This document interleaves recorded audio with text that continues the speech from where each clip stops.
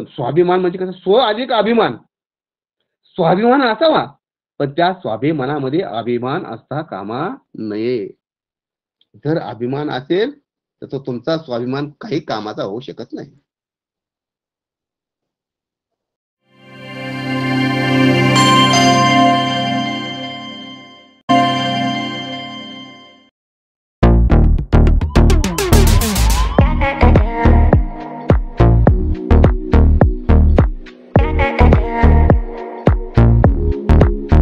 आदर्शांना वंदन. उपस्थित सर्व मान्यवर बंधू आणि भगिनींना सविनय जय भीम.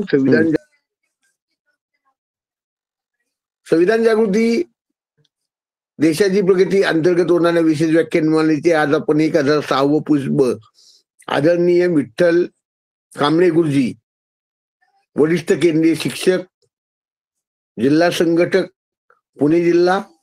सर गेले 25 ते 30 वर्ष संघटनेमध्ये मला मी बघतोय तेव्हापासून ते संघटनेमध्येच काम करतात, भारतीय बौद्ध महासभेचेच काम करतात. आज आपण आपण जो नियमावली बनवली त्या नियमावलीनुसार आजचा कार्यक्रम आपण भारतीय बौद्ध महासभेला दिलेला आहे आणि भारतीय बौद्ध महासभेच्या आज विचार मंथन होणार आहे. म्हणून तथागतांनी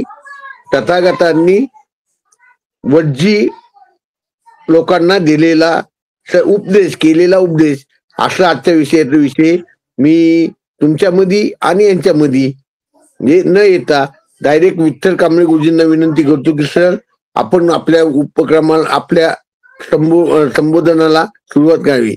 विठ्ठल कांबळे गुरुजी, माईक चालू करा आणि बोला सर. सर आवाज येतो का माझा? येतो सर, येतोय ना? हो. ओके. जगद्वंदनीय जगद्गुरु शाक्यमुनी महाकारुणिक स्वागत भगवान बुद्ध, विश्वरत्न भारतरत्न दि बुद्धिस्ट सोसायटी ऑफ इंडियाचे संस्थापक बोधिसत्व डॉक्टर बाबासाहेब आंबेडकर यांच्या प्रतिमांना पूज्य प्रणाम. तसे ज्या महामानवांनी महामातांनी या दीनदुबळ्या जनतेच्या विकासासाठी योगदान दिलं त्या सर्व महामानवास आणि महामातास माझा पूज्य प्रणाम. संविधान जागृती देशाची प्रगती अंतर्गत प्रबुद्ध संविधान ग्रुप नांदेड, बाबासाहेब प्रेरणा साहेब महिला ग्रुप पुणे, बहुजन हिताय बहुजन सुखाय ग्रुप शिक्रापूर, प्रबुद्ध समाज नांदेड पुणे, प्रबुद्ध समाज पुणे यांच्या संयोगाने हा जो काही उपक्रम चालू केलेला आहे तो उपक्रम खरोखरच स्तुत्य आहे. काही वेळ मला हजर राहता आलेलं नाही, काही कारण आहेत त्याला. तर आज या ठिकाणी हा जो उपक्रम सुरू झालेला आहे त्या उपक्रमामध्ये बरेचसे मोठमोठे प्रवचनकार आहेत, वक्ते आहेत आणि मी एक आहे छोटासा. तर मी एक विषय माझ्या मनात आला म्हणून मी मुकेश सरांना सांगितलं की बाबा हा विषय जरा थोडासा मला वाटतोय की बोलावा काय. तर अशी इच्छा व्यक्त झाली माझी आणि मी त्यांना विचारलं तर ते म्हणले ठीक आहे काय. तर हा विषय मी पहिला दिलेला होता, पाठीमागे बरेच काळ झाला, त्याला वेळ झालं. तर आताही म्हणलं जरा थोडीशी आठवण असावी म्हणून मी हा विषय आपणासमोर मांडण्याचा प्रयत्न करतोय. वरिष्ठ केंद्र शिक्षक ज्ञानोबा कांबळे आहेत, सामनेर आहेत, काही केंद्र शिक्षक आहेत, बौद्धाचार्य आहेत. मी त्यांनाही जय भीम करतो. सर्व जे काही संस्थेचे जे काही पदाधिकारी आहेत त्यांनाही मी जय भीम करतो. आणि संविधान जागृती देशाची प्रगतीमधील जे काही आहेत सभासद सदस्य त्या सर्वांना मी मानाचा जय भीम करतो आणि वेळेचा मी माझी सुरुवात करत आहे. आज या ठिकाणी हा विषय घेण्याचं कारण एकच आहे की या ठिकाणी अनेक संमेलन भरतात काय, अनेक परिषदा होतात, त्या परिषदेचा विषय आणि त्या संमेलनाचा विषय एकी हा कधीच नसतो.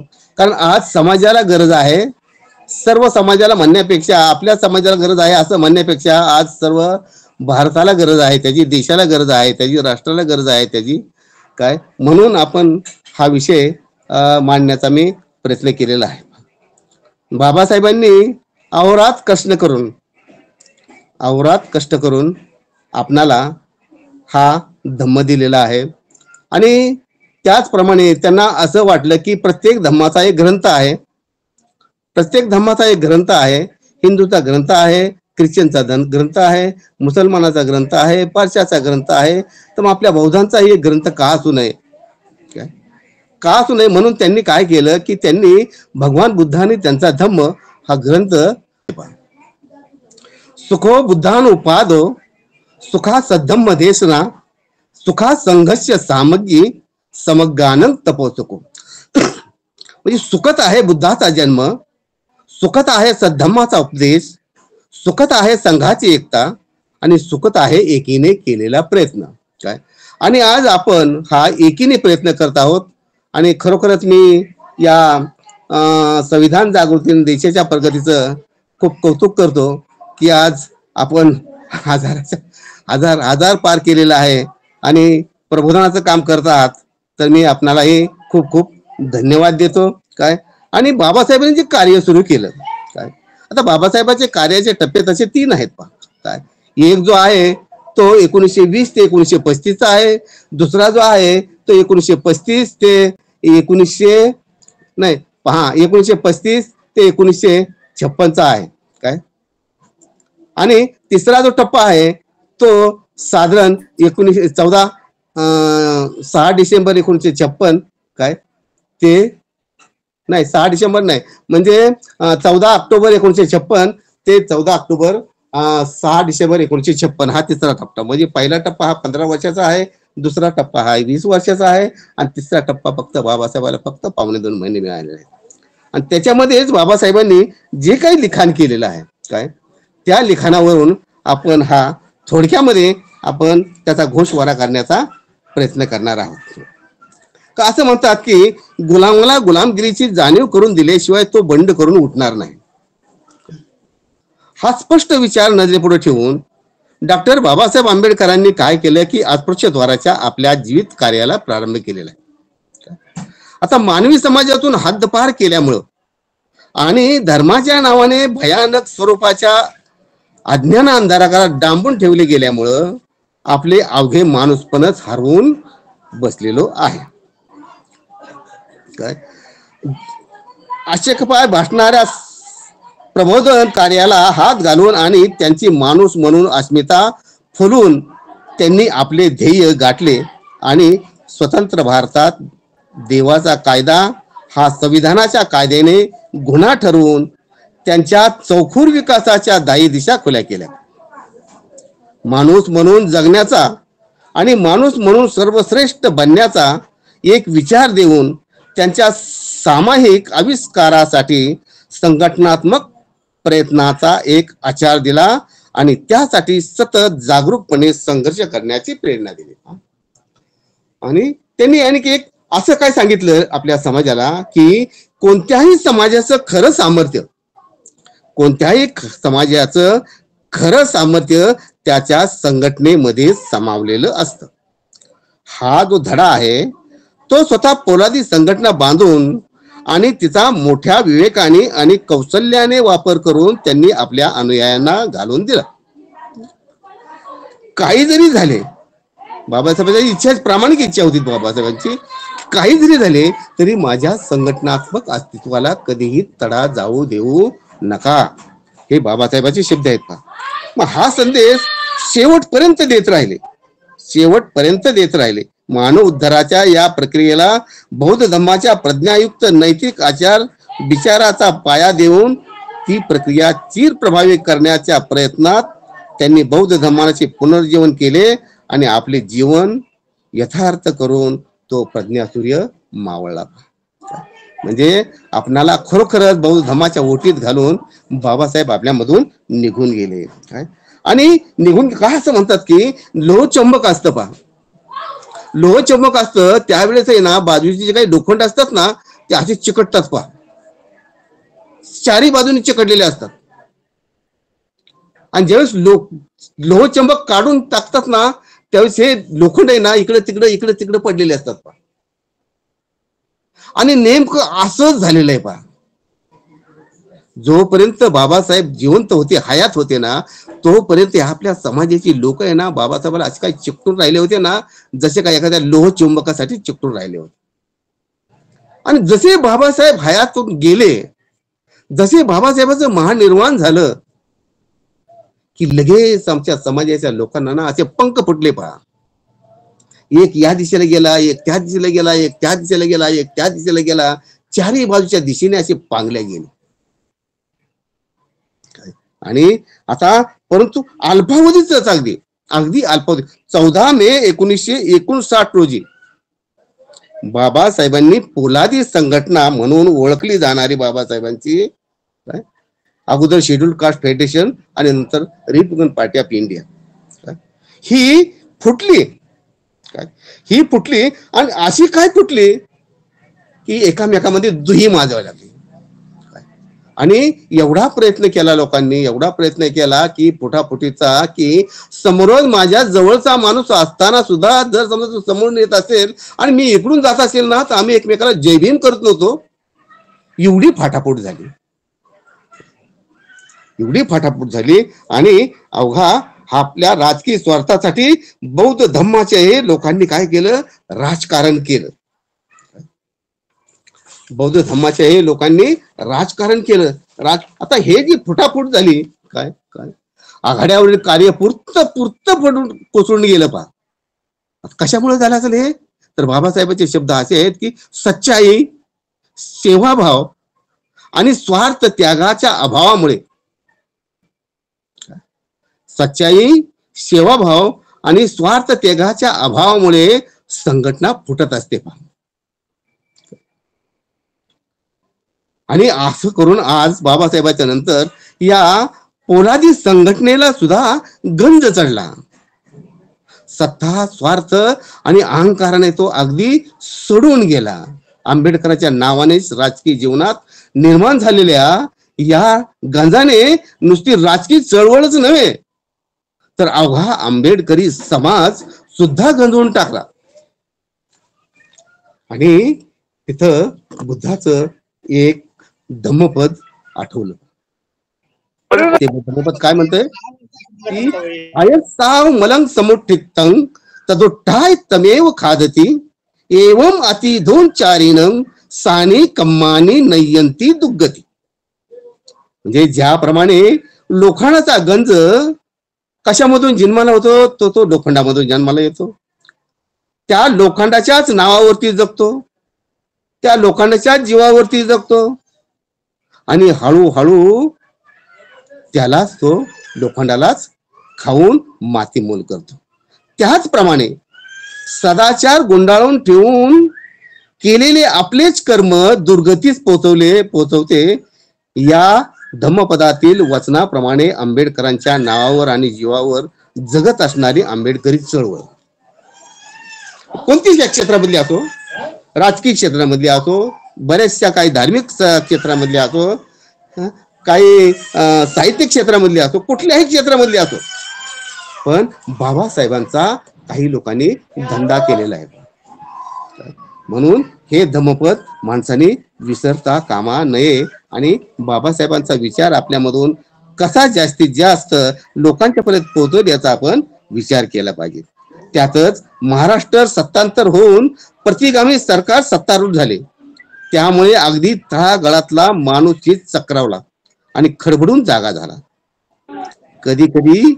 कधी नव्हे एवढी आता आंबेडकरी अनुयायांना सामाजिक आणि राजकीय ऐक्याच्या नेकडीची तीव्र आच लागली आणि यांनी गटबाडीचे मूळ असलेल्या राजकीय चळवळीच्या ऐक्यासाठी राजकीय नेत्यावरती जबरदस्त दबाव आणला. त्या काळामध्ये हे 1995 मध्ये 6 डिसेंबर 1995 रोजी डॉक्टर बाबासाहेब आंबेडकर साक्ष ठेवून राजकीय ऐक्याची घोषणा झाली. तिथे अखिल आंबेडकरी जनतेप्रमाणेच अवघा बहुजन समाज यांनीही स्वागत केले. चला बाबा चांगलं झालं, आता या लोकांनी एकी गाठली, चांगली गोष्ट आहे म्हणून बहुजनांनी त्यांनी त्यांचं स्वागत केलेलं आहे या ठिकाणी. आणि नंतर परंतु एवढ्याने होळून जाणारी काही गोष्ट नाही, कारण याच्या अगोदर 4 वेळा एकी झाली होती आणि 4 वेळा फुटली. आणि म्हणून तर खरं तर बाळासाहेब आहेत ना, यांच्या या आपल्या समाजाच्या एकीच्या भानगडीत पडत नाहीत कधी. काय कारण हे कधी येतील आणि कधी उडी मारतील हे कधी सांगता येणार नाही, काही सांगता येणार नाही. काय म्हणून आपण हे लक्षात ठेवलं पाहिजे. काय आता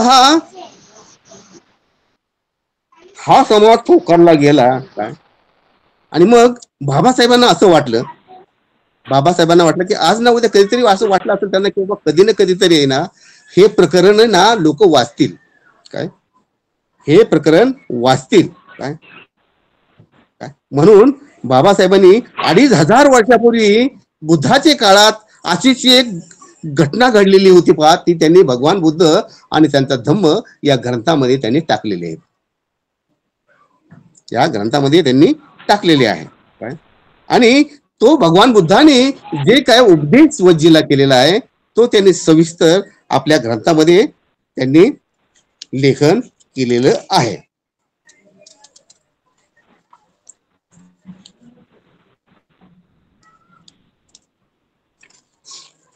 आता साधारण त्याची मूळ कथा अशी. आता काय लोकांना काय वाटतं माहितीये का, छे काय होते आता, काय आता माझ्या घरी गाडी आहे, आता माझ्या घरी बंगला आहे, आता मी चांगल्या कमवतो.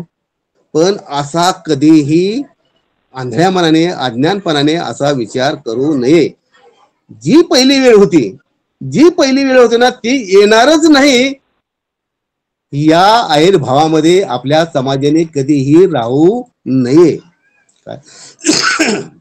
आणि आता त्याची सुरुवात आहे ना होऊ लागलेली आहे. ते बोलत होतं, ते असं बोलत होतं की मागावं लागत होतं. आता सुधारित पद्धतीतच बोलत निर्माण झालेलं आहे.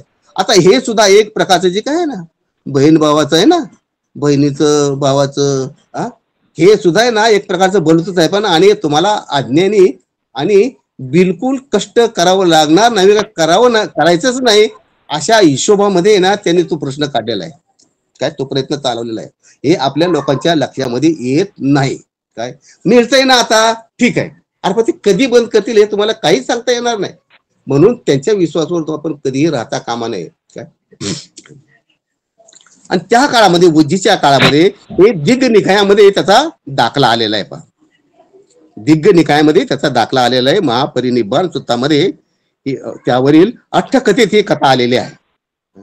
तर त्या काळामध्ये जवळजवळ 16 राज्य होती. भगवान बुद्धाच्या वेळेस त्या काळामध्ये जवळजवळ 16 राज्य होती. आणि ती 16 राज्य लहान मोठी अशी काय गणतंत्र होती, काय लोकतंत्र होती. काय तर अशा प्रकारे हे 16 राज्य म्हणजे अंग, मगध, काशी, कोशल, वज्जी, मल्ल, चेती, वत्स, कुरु, पांचाळ, वत्स, सौशेन, अश्मक, अवंती, गांधार आणि कंबोज ही 16 प्रकारची राज्य होती. आता यातील ज्या राज्यावर एका राजाचे अधिपत्य असणार त्याला जनपद म्हणत होते, आणि ज्याच्यावर एका राजाचे अधिपत्य नसे त्याला संघ किंवा गण म्हणत असे. अशा संघ किंवा गण राज्याचे शासन जनसत्तावादी किंवा गणतंत्र असायचे. वज्जीचे राज्य हे गणतंत्र म्हणजेच प्रजासत्ताक गणराज्य होते. आता तो प्रदेश सर्वसाधारणपणे आता मुजफ्फर नगरामध्ये काय चंपारण व दरभंगा जिल्ह्याचा प्रदेश होया आता सध्या. काय तर आपण याचा थोडासा घोषवारा करूया. आता या वज्जी राज्यामध्ये काय बरेचसे काही लोक होते, ते स्वाभिमानी लोक होती, काय एकोप्याने राहणारी लोक होती. आणि या लोकांना आपण म्हणजे ह्या अजातशत्रूने 2 वेळा स्वाऱ्या केल्या, परंतु त्यांना वज्जीचं राज्य काही जिंकता आलं नाही.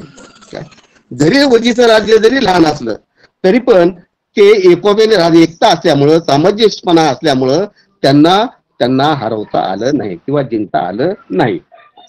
आता मग वज्जीने काय केलं माहितीये का, वज्जीने आपल्या राज्यामध्ये एक मीटिंग घेतली. वज्जीने आपल्या राज्यामध्ये एक मीटिंग घेतली आणि त्या मीटिंग मध्ये सर्वांना बोलवलं.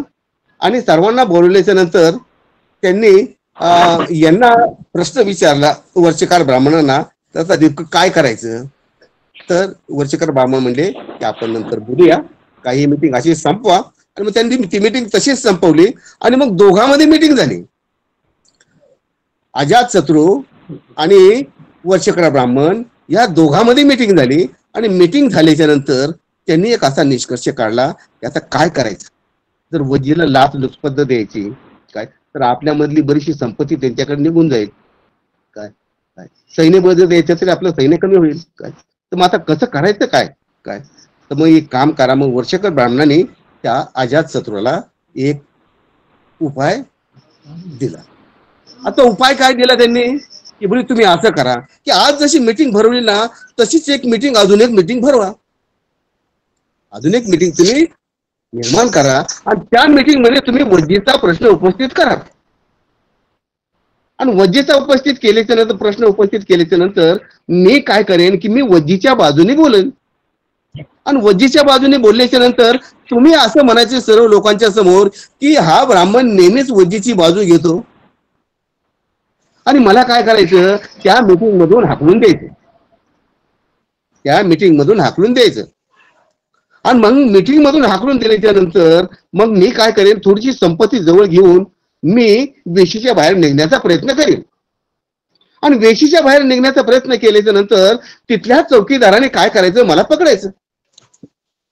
मला पकडायचं, आणायचं, ती संपत्ती त्याच्याकडून घ्यायची, त्याचं मुंडन करायचं काय, आणि त्याला वाईट शब्द वापरून तुम्ही हाकलून द्यायचं.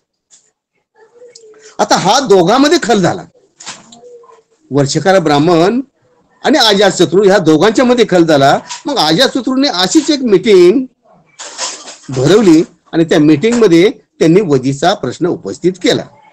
आता वजीचा प्रश्न उपस्थित केल्याच्या नंतर हा अजातशत्रू म्हणाला की ते त्यांची शेती वगैरे करून आपला जीवन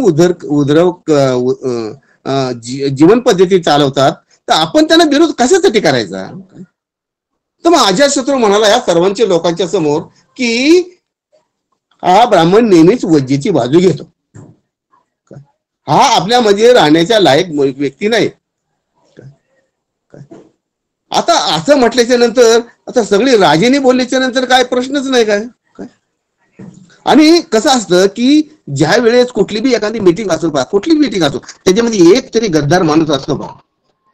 एक तरी गद्दार असतो. राजकीय असो, धार्मिक असो, कोणतीही मीटिंग असो, एक तरी माणूस गद्दार असा असतो, बाहेरून आलेला माणूस असतो. काय आणि मग अशाच प्रकारे ना दोन माणसं त्यांच्या मीटिंग मध्ये बसलेली होती.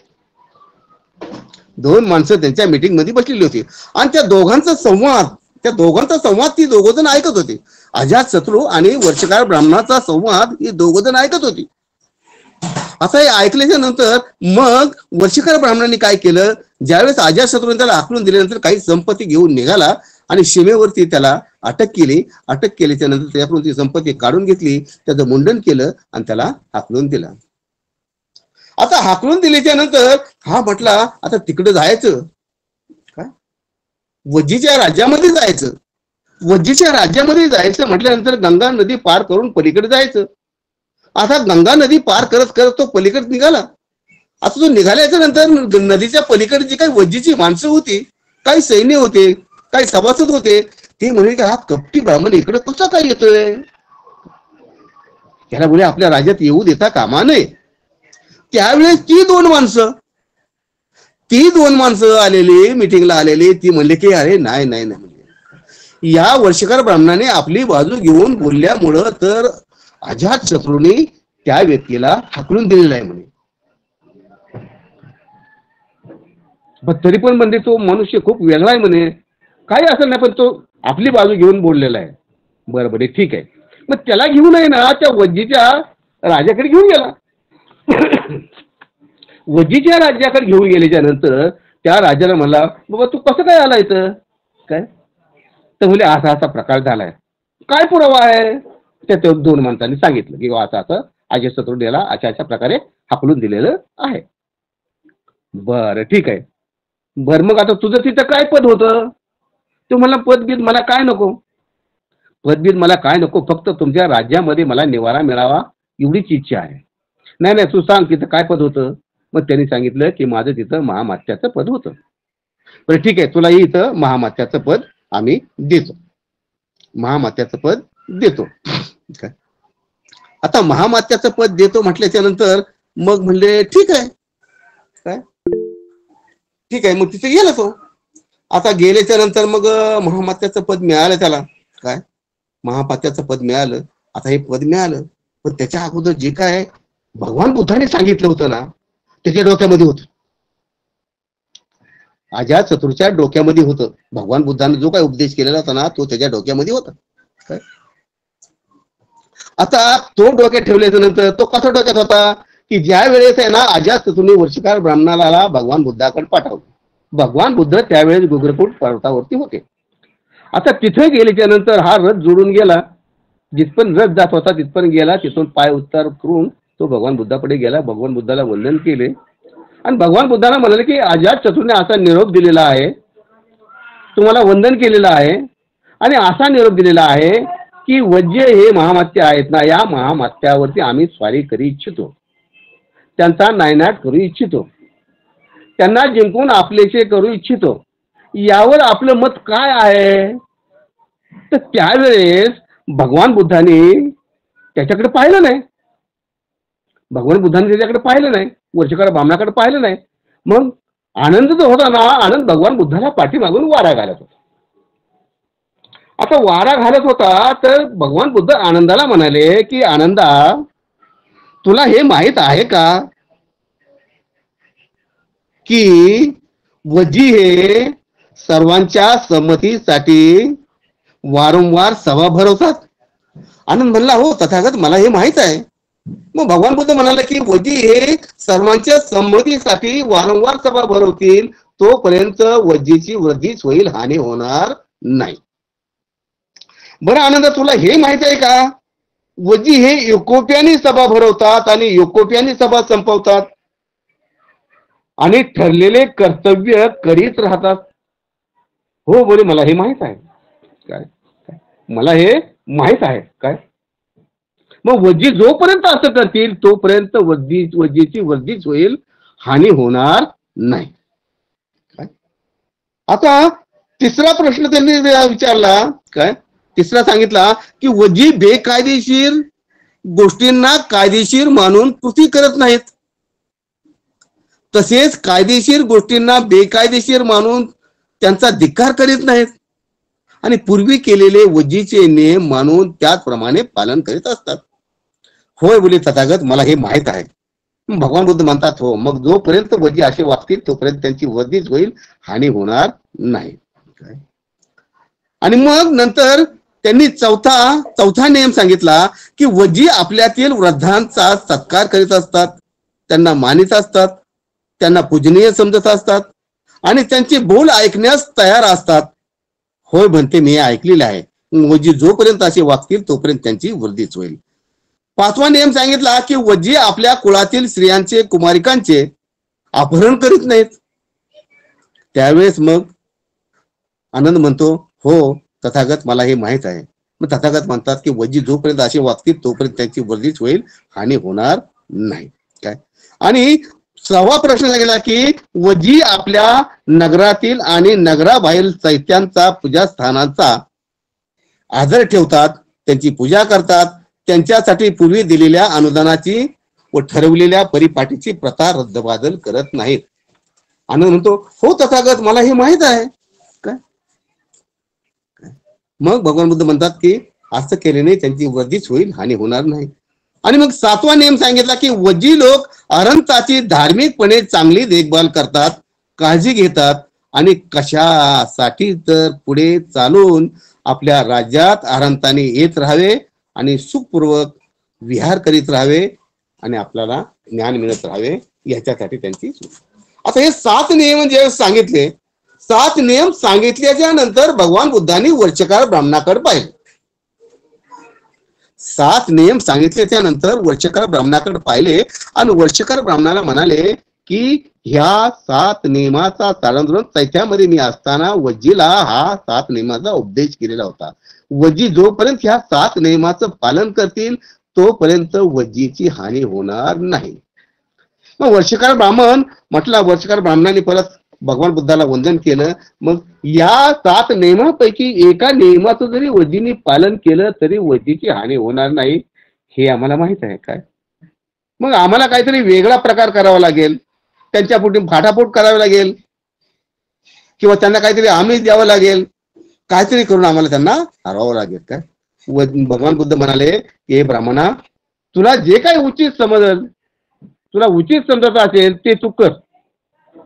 तुला जे काही उचित समजत असेल ते तू कर. काय आणि मग ब्राह्मण तिथून निघून गेला. आणि निघून गेल्याच्या नंतर हे भगवान बुद्धाचे शब्द त्याला कुठं आठवले? इथं आल्याच्या नंतर, गंगा नदी पार करून आल्याच्या नंतर आठवले. मग आता यांच्यामध्ये फाटाफूट करायची कशी, हा मोठा प्रश्न. काय कशी करायची फाटाफूट? मग त्यांनी काय केलं?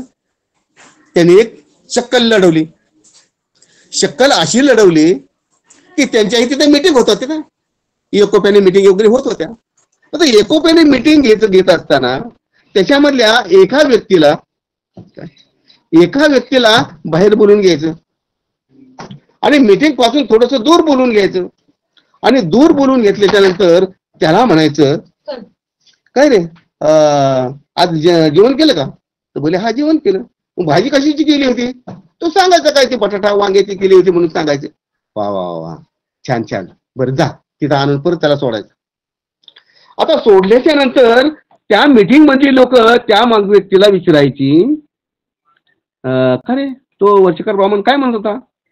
तर बोले काय नाही. मग तो म्हणत होता की तू जेवला का, काय भाजी केली होती? आणि म्हणजे साधी गोष्ट विचारण्यासाठी एवढ्या लांब नेऊन तुला बोलण्याची गरज काय त्याला पडली होती? तो इथं सुद्धा बोलू शकला होता ना. याचा अर्थ असा होतो की तुला नक्कीच याला नक्कीच काहीतरी वेगळं सांगितलेलं आहे, पण हा आपल्याला सांगत नाही. म्हणजे त्या माणसाचा आणि त्या मीटिंग मध्ये बसलेल्या माणसाचा दुरावा निर्माण झाला. दुसऱ्या वेळेस अशीच मीटिंग बसली की एखाद्याला लांब बोलवायचं आणि त्याला म्हणायचं, काय तू शेती करतो का? तर बोले हा मी शेती करतो. मग 1 बैल जोडून करतो का 2 बैल जोडून करतो? तो म्हणायचा 2 बैल जोडून करतो. अरे वा वा वा, छान. परत त्याला आणून तिथं सोडायचं. आता तिथं आणून सोडला की त्या मीटिंग मधली लोक त्याला बोलायची, काय रे ब्राह्मण तो काय म्हणतो का? तर बोले काय नाही. तो म्हणत होता तू शेती करतो का, किती 1 बैल जोडून करतो का 2 बैल जोडून करतो? काय अरे मग एवढं बोलण्यासाठी किंवा एवढं विचारण्यासाठी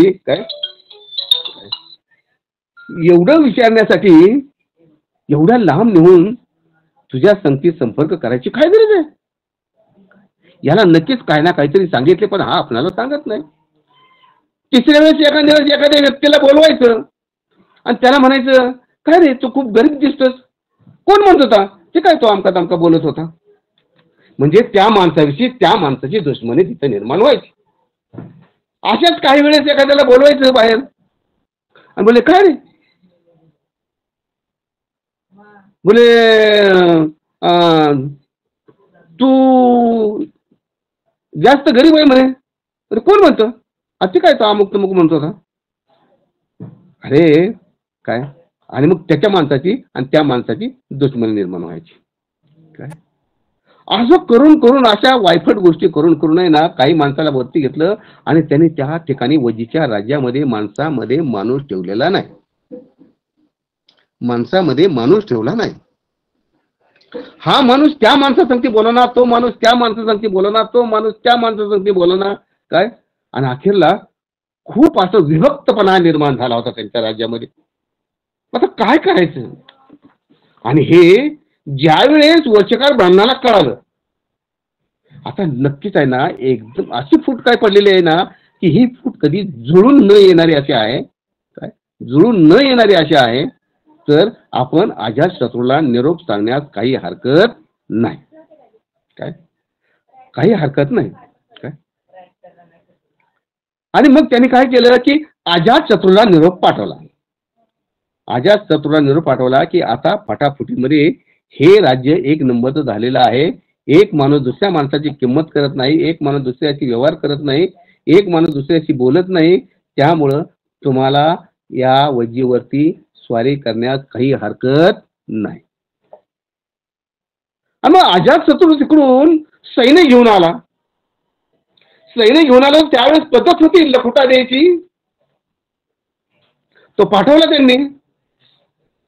आता पाठवल्याच्या नंतर या वज्जीच्या राजाने काय केलं की सर्वांना निमंत्रण देण्यासाठी मनुष्य पाठवला मीटिंगसाठी. एकही मनुष्य मीटिंगला आलेला नाही. त्याच्यानंतर त्यांनी घोड्यावरती दौंडी पिटायला सांगितली. दौंडी पिटूनही मनुष्य एकही मीटिंगला आलेला नाही. दुसऱ्या वेळेस त्यांनी निमंत्रणासाठी मनुष्य पाठवला की हत्यारासाठी शस्त्र तरी घेऊन जा, पण शस्त्र घेऊन जाण्यासाठी सुद्धा एकही व्यक्ती त्या मीटिंगच्या ठिकाणी राज्यामध्ये राज्याच्या ठिकाणी आलेला नाही. आणि असं करता करता वेशीचा दरवाजा सुद्धा, वज्जीच्या राज्याच्या वेशीचा दरवाजा सुद्धा कुणी बंद केला नाही. अखेरला अजातशत्रू हा खुल्या दरवाजामधून आला आणि ह्या वज्जीच्या लोकांना, सैन्यांना कापले, काय काहींना गुलाम केले आणि वज्जीचं राज्य आपल्याचे करून घेतले. आता हा मुद्दा जो आहे, हे जे प्रकरण बाबासाहेबांनी जे भगवान बुद्धाने त्यांच्या दमामध्ये टाकलं, त्याला काहीतरी कारण असेल का नसेल? बघा की बाबासाहेबांचे शेवट 3 डिसेंबर 1956 ला दलाई लामाचा सत्कार होता अशोका विहारमध्ये दिल्लीला. त्याचं निमंत्रण बाबासाहेबाला होतं आणि बाबासाहेब त्या निमंत्रणाच्या प्रित्यर्थ त्या ठिकाणी गेले. त्यांचं व्याख्यानही झालं काय. आणि परत ज्यावेळेस आले ना, त्यावेळेस काही समाज बाबासाहेबांच्या पाठीमागे आला काय. कारण दीक्षा होऊन नुकतीच आता काय दीड पाऊण 2 महिने झालेले होते. समाज आला, गार्डनमध्ये काही खुर्च्या लावलेल्या होत्या, त्या खुर्च्यावरती तो समाज बसला. बाबासाहेब आतमध्ये गेले आणि तो समाज विचार करतो की धम्माचा प्रचार करायचा कसा धम्माचा प्रचार करायचा याच्यावरती विचार करून आहे ना, संध्याकाळी 8 वाजता ती मंडळी निघून गेल्याच्या नंतर बाबासाहेबांनी नानकला जवळ बोलवलं. आणि जवळ बोलवल्याच्या नंतर त्याला म्हणले की नानक, हे बघ, तुला मी परत एकदा सांगतो, कोणत्याही समाजाचं सामर्थ्य हे त्याच्या संघटनेमध्ये सामावलेलं असतं. म्हणून माझ्या संघटनात्मक अस्तित्वाला कधीही तडा जाऊ देऊ नका, परत बाबासाहेबांनी सांगितलं. आणि परत एक खंत व्यक्त केली की नानक, मी जी काही एवढं लिखाण केलंय ते लिखाण माझ्या हयातीमध्ये प्रकाशित होईल का, आणि बौद्ध धर्माचा प्रचार प्रसार चांगला होईल का, ही खंत बाबासाहेबांनी 3 डिसेंबर 1956 ला नानकचंद रत्तूंच्या जवळ व्यक्त केलेली आहे. मग आता हा उद्देश, एक असा प्रश्न निर्माण होतो की मग वज्जीचं राज्य गेलं का? वज्जीचं राज्य हे का गेलं?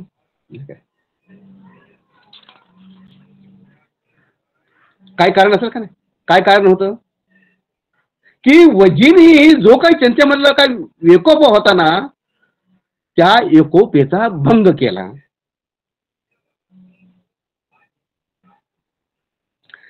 थोडा मोठ्यांचा मान सन्मान करणं सोडून दिलं.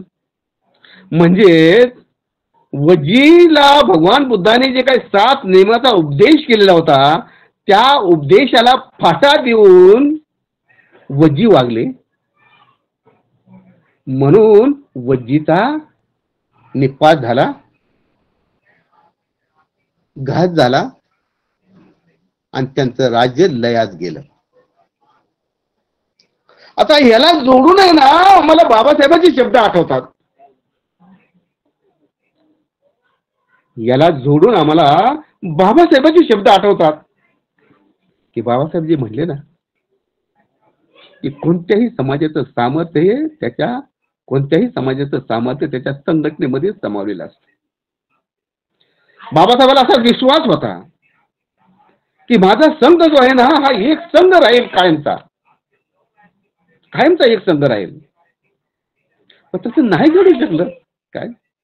तसं नाही घडू शकलं. आणि माझ्या संघटनात्मक अस्तित्वाला कधीही तडा जाऊ देऊ नका. हा शब्द जर मी स्वतःला जर विचारला की बाबासाहेबांचा हा शब्द की माझ्या संघटनात्मक अस्तित्वाला कधीही तडा जाऊ नका, हा शब्द जर मी माझ्या स्वतःला जर विचारला तर मी काय करतोय? मग मी नेमका काय करतोय? मी कुणाशी हेवादेवा करतोय का? मी कुणाशी अहंकाराने वागतोय का? मी कुणाशी मैत्रिणी का वागू नये? या बुद्धाने दिलेल्या 7 नियमाचं पालन जरी समजा नाही केलं तर पण बाबासाहेबांच्या शब्दाचं तरी मी पालन केलं पाहिजे. अखेरचा संदेश देताना बाबासाहेबांनी एक शब्द वापरले होते की नानक, अरे इथपर्यंत यायला ना मला खूप खूप खूप खूप भयंकर त्रास झालेला आहे. मला इथपर्यंत येण्यासाठी. आणि हा गाडा आहे ना मी कसा ओढत आणला असेल ना तो मला माहित आहे. म्हणून मी तुम्हाला सांगतो की हा गाडा जर तुम्हाला पुढे नेता येत असेल ना तर तो न्या, पण कमीत कमी त्या जागेवर तरी ठेवा. पण आम्ही मागे मागे वडत आज आहे ना, आज परत ते मागचे दिवस पुढे कसे येतील ना इथपर्यंत मागे वळलाय तो. पण थोडं लक्ष द्यायला पाहिजे का? आता पहा, वजी हे एकोप्याने सभा भरवतात लोकांच्या सहमतीसाठी. मी एका मिटिंगला गेलो होतो. डॉक्टर बाबासाहेब आंबेडकरांच्या पुतळ्यावरती मिटिंग होती. मी बसलो होतो. मिटिंग चालली त्या लोकांची मिटिंग चालली. आता एक असा कोणीतरी शब्द वापरला की तो नेता उठला ना, है बोले मला अजिबात पसंत नाहीये, अरे का पसंत नाही हे सांगशील का नाही? तू सांग त्यांना बाबा असं करावं लागेल, तू बुजुर्ग माणूस आहेस. नाही त्यांनी सांगितलं कोणाला आणि गेला निघून. याचा अर्थ काय होतो की त्याच्या अहंकाराला कुठेतरी ठेच पोचली, त्याच्या स्वार्थाला कुठेतरी ठेच पोचली. म्हणून तो निघून गेला.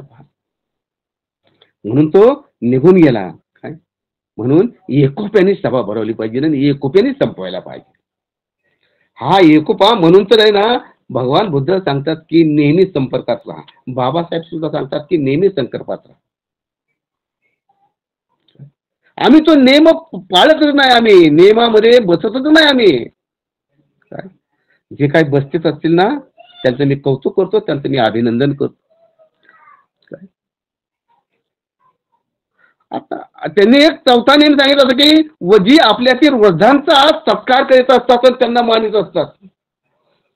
आता बघा काय वेगळं झालेलं आहे. बघा काय आता पोरग झालंय बाप झालंय. स्वाभिमान असावा, तो ऐकतच नाही मोठ्या माणसाचं. घरातल्या बापाचं जर मुलगा ऐकत नाही, तो समाजाच्या एखाद्या म्हाताऱ्या माणसाचं तो ऐकतात काय? स्वाभिमान काही कामाचा. तो सरळ म्हणतो की आता काही म्हातारं त्याचं काय ऐकायचं. अरे पण त्याच्याकडे जो काही अनुभव लक्षात ठेवलं पाहिजे. आणि वृद्ध माणसाकडे जो काही अनुभव असतो ना तो कुठल्याही पुस्तकामध्ये लिहिलेला नसतो. तो ऐकण्यासाठी तुला त्याशी संपर्क करायचा आहे. आणि वजी लोक अशा जर आपण सारांश जर विचार केला पाहिलं, म्हणून आहे ना त्यांच्यामध्ये स्वाभिमान. सारांश जर विचार केला जर पाहिलं तर सगळ्या गुन्हेगारी क्षेत्रामध्ये आहे ना आपली बरीचशी मुलं आहेत पहा. आणि ही लोक काय करतात, पाळतात त्यांना पाळतात. अरे त्यांना कळतच नाही, अरे हा वर्षकार ब्राह्मण आहे, तो तुला फसवतोय. उद्या तू लयात जातील, तुझ्या संसाराचं वाटोळ होईल, हे त्याला कळतच नाही. ते म्हणून आज त्यांनाही त्याही मुलांना जवळ घेऊन आहे ना त्यांना मार्गदर्शन करणं हे बौद्ध समाजाचं कर्तव्य असायला पाहिजे असं मला वाटतं. तर आज या ठिकाणी बाबासाहेबांचा तेवढाच शब्द, जे शेवटचे शब्द आहेत ते. वजीने भगवान बुद्धाच्या नियमाचं उल्लंघन केलं आणि आपलं राज्य घालून बसला. आणि आज आम्ही बाबासाहेबांचे शब्द पाळले नाहीत. बाबासाहेबांचे शब्द पाळले नाहीत आम्ही, म्हणून आज आमच्यामध्ये बी ना सगळी फाटाफूट निर्माण झालेली आहे. एक नाही धड आणि भारावर चिंध्या झालेल्या आहेत. आणि जे काही इमानदारीने काही लोक राहतात, काही लोक इमानदारीने कार्य करतात, समाजासाठी कार्य करतात, अशा लोकांना हा समाज वेड्यामध्ये काढतोय. पहा, वेड्यात काढतोय. किती सांगणार तो, सांगतो एकटा माणूस किती सांगणार तो. तरी पण काही लोक जे आहेत, आज आज विचार करा की आज आपल्या काही लोक आता संविधानाचा अभ्यास करतात आणि एवढं त्यांनी समजून सांगण्याचा प्रयत्न करतात. आता किती लोकांनी लक्षात घेतलं आणि किती नाही हे काय माहित नाही, पण त्यांनी जीव तोडून सांगायचा प्रयत्न केलाय. जीव तोडून सांगायचा प्रयत्न केलाय. त्यांना शरीर साथ देत नव्हतं तरी त्यांनी सांगायचा प्रयत्न केलाय. त्यांनी एक विनंती केली होती, सह्याची मोहीम राबवा म्हणून. आता किती लोकांनी सह्या केल्या काय माहिती नाही, आणि अजून बी तो व्यक्ती आहे ना राबतोय. आजही ती व्यक्ती राबते. आपण सर्वांनी त्या व्यक्तीला साथ केली पाहिजे. त्या व्यक्तीला साथ केली पाहिजे आपण सर्वांनी. मागचे दिवस पुढे याला वेळ लागणार नाही. म्हणून जसं वजीने उपदेशाचं उल्लंघन केल्यामुळं वजीच्या राज्याची हानी झाली, तसंच बाबासाहेबांच्या शब्दाचं आम्ही उल्लंघन केल्यामुळे ना माझ्या समाजामध्ये आज ही परिस्थिती निर्माण झालेली आहे. आणि ही परिस्थिती जर समजा निवडायची असेल, चांगली करायची असेल, तर आपल्याला काय करावं लागेल? एकोपा निर्माण करावा लागेल. आपल्याला एकोपा निर्माण करावा लागेल, सामंजस्य निर्माण करावं लागेल, अहंकार टाकून द्यावा लागेल, खरा स्वाभिमान बाळगावा लागेल. म्हणून तर बाबासाहेब काय म्हणतात की सत्याच्या वाटेवर चालत असताना, सत्याच्या वाटेवर स्वाभिमानाने चालत असताना एकटे पडले तरी चालेल, पण असत्याच्या गर्दीमध्ये सामील होऊ नका. हे बाबासाहेबांचे शब्द आहेत. काय आम्ही जे बी म्हणतो, बाबासाहेबांचा विजय असो, बाबासाहेबांचा विजय असो, रात्रंदिवस तोंडाला फेस असतो बोलतो, पण बाबासाहेबांनी तो शब्द सांगितलाय, अरे माझी माणसं सोडून तो दुसऱ्याच्या ताटामध्ये का जातो? अरे काय किंमत आहे तुला तिथं? तरी पण मी तिथंच जातो. हे सगळं लक्षात घेण्यासाठी ना कधीतरी भविष्यामध्ये माझा समाज हे प्रकरण वाचल असं बाबासाहेबांना वाटलं असेल. पहा, कधीतरी वाटलं असेल त्यांना की हा समाज कधीतरी का होईना त्याला जाग येईल ना, हा प्रकरण वाचल आणि त्याच्या बुद्धीमध्ये काहीतरी परिणाम होईल. म्हणून ते प्रकरण बाबासाहेबांनी त्याच्यामध्ये टाकलेलं आहे. पहा, म्हणून आज आपण या ठिकाणी थोडक्यामध्ये हा जो काही वजीचं प्रकरण आहे, वजीला जो काही उपदेश केलेला आहे, त्या वजीच्या उपदेशावरती 7 उपदेशावरती त्याच्यावरती विश्लेषण करता येईल काय, परंतु आपल्याकडे तेवढा वेळ नाही आहे. पण तरी त्या लेखकाचं असं म्हणणं आहे, की तुम्ही ऐर भावामध्ये राहू नका. त्या लेखकाचं असं म्हणणं आहे की तुम्ही ऐर भावामध्ये राहू नका, की मला आता परत असे दिवस कधी येणारच नाहीत. ही तुम्ही चुकलेला आहात, तुम्ही चुकता आहात, तुम्ही रस्ता चुकलेला आहात, तुम्ही बाबासाहेबांचे आम्ही गद्दार झालेलो आहोत. ते दिवस याला उशीर लागणार नाही. म्हणून बाबासाहेबांचे शब्द तुम्ही हृदयाशी पाळा आणि तसा वागण्याचा प्रयत्न करूया आपण सर्वजण. एवढीच याच्यामध्ये मला सांगण्याची एक इच्छा होती, म्हणून मी 1-2 शब्द सांगितले आपणाजवळ. आता काही काहीचा विचार वेगळा, काहीचा विचार वेगळा. काय, परंतु मला असं वाटतं की तरी तरी बाबासाहेबाचा तो एकच शब्द जो आहे, एकच जे वाक्य आहे ना, की माझ्या संघटनात्मक अस्तित्वाला कधीही तडा जाऊ नका देऊ नका. काय, आणि सत्याच्या वाटेवर चालत असताना, सत्याच्या वाटेवर स्वाभिमानाने चालत असताना एकटे पडले तरी चालेल, पण असत्याच्या गर्दीमध्ये सामील होऊ नका. एवढे शब्द जरी मी माझ्या आचरणात आणले ना, तर माझ्या समाजाचं भलं झाल्याशिवाय राहणार नाही. हे तितकंच खरं आहे. आपण सर्वांनी माझ्या शब्दांना शांततेचं सहकार्य दिलं, ऐकलं, त्याबद्दल मी आपणा सर्वांचं हार्दिक हार्दिक अभिनंदन करतो. आणि माझं हे मी टायमामध्ये संपावं, तशी म्हणजे माझी प्रकृती बरोबर नाही, काय, माझी प्रकृती बरोबर नाही, म्हणून काय आपल्याला मी शॉर्ट सांगण्याचा प्रयत्न केला आणि तो तुम्ही शांततेने ऐकला. त्याबद्दल आपणा सर्वांचं आणि संविधान जागृती देशाची प्रगती यांचं मी हार्दिक हार्दिक अभिनंदन करतो. मला जो तुम्ही संधी दिली, त्या संधीचं मला वाटलं माझ्या पद्धतीनं, मला वाटलं मी काहीतरी करावं, नाही काहीतरी करावं थोडस, म्हणून मी ते केलं आणि आपण ऐकलं. त्याबद्दल आपल्या सर्वांचं अभिनंदन करतो. मी इथंच थांबतो. जय भीम, जय बुद्ध, जय भारत.